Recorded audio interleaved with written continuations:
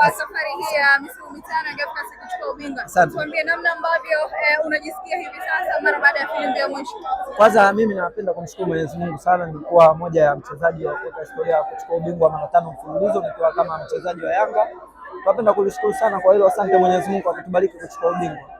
Nataka kujua tu kitu kimoja, kitu ambacho kimeteka hisia kwa siku ya leo, namna ambavyo mchezaji mwenzako Pacome Zouzoua amepata majeraha kwa wakati ule na ulivyoona reaction ya wachezaji wenzako, kipi hasa ambacho unatamani kukizungumza? Kwanza kila mchezaji alipata mshtuko kuona Pacome ile tukio, kwa sababu tumeliona mguu wake. Yani Mwenyezi Mungu tu amsaidie. Usema kweli tumeumia sana kama wachezaji wenzake, ila tunamwombea Mwenyezi Mungu aweze kurudi salama katika kazi yake. Kama ni neno la shukrani katika hii misimu mitano ambayo umechukua ubingwa na Afrika, unatamani umpe nani zaidi?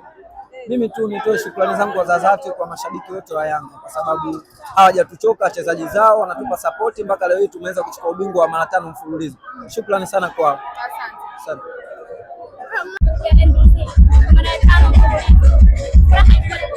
Kwanza fulani kubwa kwa sababu kila timu naamini ilikuwa na malengo ya kuchukua ubingwa, lakini Mwenyezi Mungu atujalia sisi kuchukua ubingwa, na kitu kizuri zaidi ni historia mpya ya kuchukua mara 5 mfululizo. Ngumu ulikuwa kwenye ushindani, kila timu ilikuwa imejipanga kuchukua ubingwa. Sisi kama sisi tunapenda tu kumshukuru Mwenyezi Mungu tumeweza kuwa mabingwa.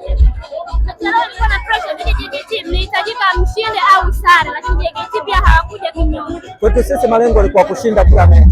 Ilikuwa mechi yenye pesa kwa sababu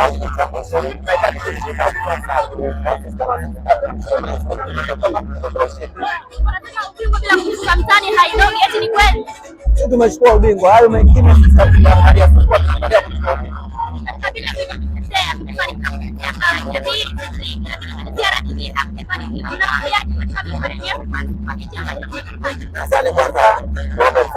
Haweza kufanikisha kuchukua hilo kombe kwa mara nyingine, lakini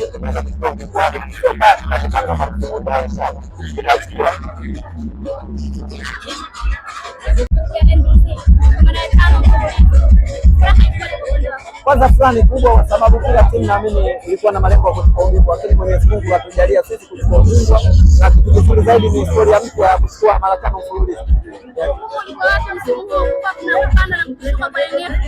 Ngumu ulikuwa kwenye ushindani, kila timu ilikuwa imejipanga kuchukua ubingwa. Sisi kama sisi tunapenda tu kumshukuru Mwenyezi Mungu tumeweza kuwa mabingwa.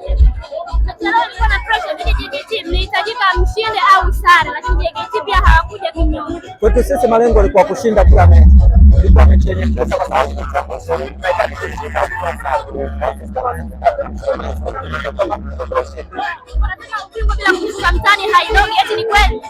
tumechukua ubingwa. Hayo mengine tutaangalia.